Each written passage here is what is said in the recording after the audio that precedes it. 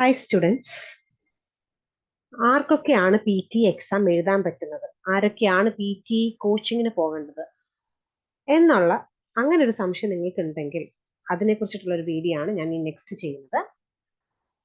ആരൊക്കെയാണ് P T exam എഴുതുന്നത്? നമ്മൾ ഇത്രയും കാലവും IELTS കുറിച്ചിട്ട് മാത്രമാണ് കൂടുതലും ആൾക്കാർ കേട്ടിട്ടുള്ളത്. പല ആൾക്കാരും IELTS 4, 5, 6 തവണയൊക്കെ ട്രൈ ചെയ്തിട്ട് ഫെയിൽ ആയി പോയിട്ടുണ്ട്. അപ്പൊ ഈ പി ടി എക്സാം എന്ന് പറഞ്ഞാൽ IELTS കൂട്ട് തന്നെ ഉള്ള ഒരു എക്സാം ആണ്. പക്ഷെ IELTS എളുപ്പമായിട്ടുള്ളൊരു എക്സാം ആണ്. അതൊരു കംപ്ലീറ്റ്ലി കമ്പ്യൂട്ടറൈസ്ഡ് എക്സാം ആണ്. ഇനി ഇത് ആർക്കൊക്കെയാണ് ഈ പി ടി എക്സാം എഴുതാൻ പറ്റുന്നത്? നിങ്ങളിപ്പോ പഠിക്കാനായിട്ട് ഏതെങ്കിലും നാട്ടിലേക്ക് പോവുകയാണെങ്കിൽ, അത് Australia, New Zealand, Sweden, Ireland, Abu Dhabi, Canada, എവിടെ വേണേലും പഠിക്കാൻ പോവുകയാണെങ്കിൽ നിങ്ങൾക്ക് പി ടി എക്സാം എഴുതാം.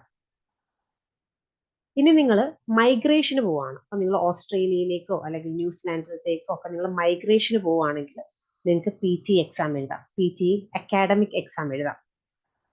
അഥവാ നിങ്ങളിപ്പം കാനഡയിലേക്ക് മൈഗ്രേഷന് പോവുകയാണെങ്കിൽ നിങ്ങൾക്ക് പി ടി കോർ എഴുതാം. എന്നാൽ ഇപ്പം ഒരുപാട് നേഴ്സസ് പി ടി എക്സാം എഴുതുന്നുണ്ട്. കുറെ ആൾക്കാർ അതിനെക്കുറിച്ചിട്ട് അവെയർ ആണ്, നേഴ്സസിന് പി ടി എക്സാം എഴുതാം എന്നുള്ളത്. എന്നാൽ കുറെ ആൾക്കാർ അവെയർ അല്ല. നേഴ്സസിന് എങ്ങനെ പി ടിന്റെ എക്സാം എഴുതാം? നേഴ്സസിന് പി ആറിന് വേണ്ടിയിട്ട് അപ്ലൈ ചെയ്യുകയാണെങ്കിൽ, നിങ്ങൾ ന്യൂസിലാൻഡിലത്തേക്കോ അല്ലെങ്കിൽ ഓസ്ട്രേലിയയിലേക്കോ പി ആറിന് അപ്ലൈ ചെയ്യുകയാണെങ്കിൽ നിങ്ങൾക്ക് OETക്ക് മൊത്തം ബി ആയിരിക്കണം നിങ്ങൾക്ക് സ്കോർ വേണ്ടത്. ക്ലബ് ചെയ്തിട്ടാണെങ്കിലും നിങ്ങൾക്ക് വേണ്ട സ്കോർ ബി ആയിരിക്കണം. പക്ഷെ അങ്ങനെ ആ ഒരു സ്കോർ ഇല്ലാത്ത C+ ഒക്കെ ഉള്ള ആൾക്കാർക്ക്, സി ഒക്കെ ഉള്ള ആൾക്കാർക്ക് പി ടി എക്സാം എഴുതി അതിൻ്റെ അകത്ത് നിങ്ങൾക്ക് ന്യൂസിലാൻഡിലത്തേക്കാണ് നിങ്ങൾ പോകുന്നതെങ്കിൽ പി ടി എക്സാമിന് 58 മാർക്കും, ഓസ്ട്രേലിയയിലത്തേക്കാണ് നിങ്ങൾ പോകുന്നതെങ്കിൽ 65 മാർക്ക് നിങ്ങൾക്ക് കിട്ടുകയാണെങ്കിൽ നിങ്ങൾക്ക് പി ആറിന് അപ്ലൈ ചെയ്യും. അതുകൊണ്ട് ഒരുപാട് നേഴ്സസ് ഇപ്പൊ നമ്മൾക്ക് പി ടി സ്റ്റുഡൻസ് ആയിട്ട് ഉണ്ട്. കുറെ ആൾക്കാർ വീണ്ടും അതിനെക്കുറിച്ച് സംശയം ചോദിക്കുന്നത് കൊണ്ടാണ് ഞാൻ ഈ ഒരു വീഡിയോ ചെയ്യുന്നത്. ഇനി പി ടി കോച്ചിങ്ങിന് ആരൊക്കെ പോകണം? കുറെ ആൾക്കാർ പറയാം ഞങ്ങൾ IELTS പഠിച്ചിട്ടുണ്ട്, അതുകൊണ്ട് ഞങ്ങൾ പി ടി കോച്ചിങ്ങിന് പോകണോ എന്ന് സംശയമുള്ള കുറെ ആളുകൾ ഉണ്ടാവും. IELTSും പി ടിയും എൻറ്റയർലി ഡിഫറെൻ്റ് ആണ്. IELTS പോലെയേ അല്ല പി ടി എക്സാം.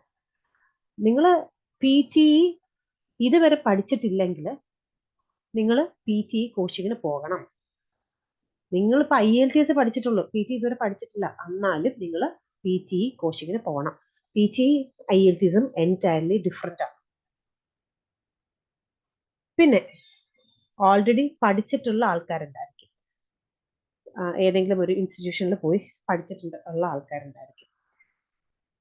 പക്ഷെ നിങ്ങൾക്ക് വേണ്ടത്ര നല്ലൊരു സ്കോർ കിട്ടുന്നില്ല. അങ്ങനെയുള്ള ആളുകളുണ്ടെങ്കിൽ നിങ്ങൾക്ക് പ്രൊക്യൂർ പി ടിയുടെ ഓൺലൈൻ പി ടി കോച്ചിങ്ങിന് നിങ്ങൾക്ക് ജോയിൻ ചെയ്യാം. നിങ്ങൾക്ക് വേണ്ട സ്കോർ നിങ്ങൾക്ക് കിട്ടും. നമുക്ക് പി ടി എന്ന് പറയുന്നത് എപ്പോഴും കുറെ ടിപ്സും ട്രിക്സും ഒക്കെ ഉപയോഗിച്ചിട്ടാണ് നമ്മൾ പി ടി എക്സാം നമ്മൾ ചെയ്യുന്നത്. അപ്പം IELTS എന്ന് പറഞ്ഞാൽ നമ്മൾക്ക് ഇംഗ്ലീഷിന് അത്യാവശ്യം ബേസ് അല്ലെങ്കിൽ അത്യാവശ്യം ലാംഗ്വേജ് ഉള്ള ഒരാൾക്കാർക്ക് മാത്രമേ IELTS പാസ്സാകാൻ പറ്റത്തുള്ളൂ, അല്ലെങ്കിൽ അവർ അങ്ങനെ ഇട്ട് മെനക്കെടണം. പക്ഷെ പി ടി അങ്ങനെയല്ല. നമ്മളൊന്ന് ഒരു 10-15 ദിവസം നന്നായിട്ടൊന്ന് ഒരു 3 മണിക്കൂർ വെച്ചിട്ട് ഒന്ന് നല്ല രീതിയിൽ വർക്ക് ചെയ്യുകയാണെങ്കിൽ നമുക്ക് പി ടി എക്സാം നമുക്ക് ക്രാക്ക് ചെയ്യാനായിട്ട് സാധിക്കും. ഇനി കുറെ ആൾക്കാർക്ക് ഇപ്പോഴും പി ടിനെ കുറിച്ചിട്ട് ഐഡിയ ഇല്ല. P T എളുപ്പമാണോ? IELTSന്റെ റീഡിങ്ങിന്റെ കൂട്ടേ അല്ല പി ടിയുടെ റീഡിങ്. അല്ലെങ്കിൽ നിങ്ങൾ OETക്ക് നിങ്ങൾ ലിസ്ണിങ് ചെയ്യുന്ന പോലെ ഒന്നും അല്ല. OET നഴ്സസിനൊക്കെ OET ഒക്കെ പഠിച്ചിട്ടുള്ള ആൾക്കാർക്ക് പി ടി ഭയങ്കര എളുപ്പമാണ്. പി ആറിന് വേണ്ടിയിട്ട് വരുന്ന ഒത്തിരി കുട്ടികൾ പറയുന്നുണ്ടാവും അവർക്ക് OET പഠിച്ചിട്ടുള്ളത് കൊണ്ട് തന്നെ അവർക്ക് പി ടി ഭയങ്കര എളുപ്പമാണ്. IELTS പഠിച്ചു വരുന്ന ആൾക്കാർ പറയുന്നത് അവർക്ക് പി ടി എക്സാം വളരെ എളുപ്പമാണ്.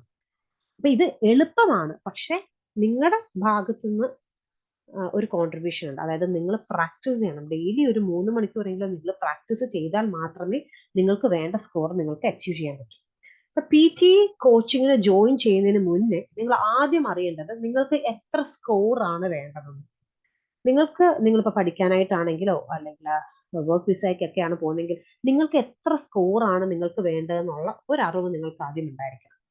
ഇപ്പം വൈഫ് ന്യൂസിലാൻഡിൽ നേഴ്സാണ്, ഇപ്പൊ ഹസ്ബൻഡ് പോവുകയാണെങ്കിൽ ഹസ്ബൻഡിന് 36 മാർക്ക് മതി. നഴ്സിംഗ് പഠിക്കാൻ ഓസ്ട്രേലിയയിൽ പോകുന്ന ഒരു സ്റ്റുഡന്റ് ആണെങ്കിൽ 65 മാർക്ക് വേണം. ഓസ്ട്രേലിയയിലേക്ക് മൈഗ്രേഷന് പോകുന്ന ഒരു കുട്ടിയാണെങ്കിൽ മിനിമം 65 അല്ലെങ്കിൽ മാക്സിമം 79 മാർക്ക് വേണം. പിന്നെ പഠിക്കാനായിട്ട് പോകുന്ന ആൾക്കാർക്ക് ഓരോ കോഴ്സിനും ഡിഫറെന്റ് സ്കോർ ആയിരിക്കും. അപ്പൊ നിങ്ങൾക്ക് എത്ര സ്കോർ ആണ് വേണ്ടത് എന്ന് നിങ്ങൾ ആദ്യം മനസ്സിലാക്കുക. അതനുസരിച്ചിട്ട് വേണം നിങ്ങൾ പ്രാക്ടീസ് ചെയ്യാനായിട്ട്. സോ PT എല്ലാ ആളുകൾക്കും, അതായത് വർക്ക് വിസയ്ക്ക് പോകുന്ന ആൾക്കാർക്കാണെങ്കിലും സ്റ്റുഡന്റ് വിസയ്ക്ക് പോകുന്ന ആൾക്കാർക്ക് വേണ്ടിയിട്ടാണെങ്കിലും PR അപ്ലൈ ചെയ്യാനായിട്ട് പോകുന്ന ആൾക്കാർക്കാണെങ്കിലും എല്ലാവർക്കും PT എക്സാം എഴുതാവുന്നതാണ്. ഇതുവരെ നിങ്ങൾ PT എക്സാം എഴുതിയിട്ടില്ല, ഇപ്പോഴും നിങ്ങൾ ഈ IELTS എഴുതി ഫെയിൽ ആയിക്കൊണ്ടിരിക്കുകയാണെങ്കിൽ ഇനി അതൊന്ന് മാറ്റി വെക്കുക, PT ഒന്ന് ട്രൈ ചെയ്യുക.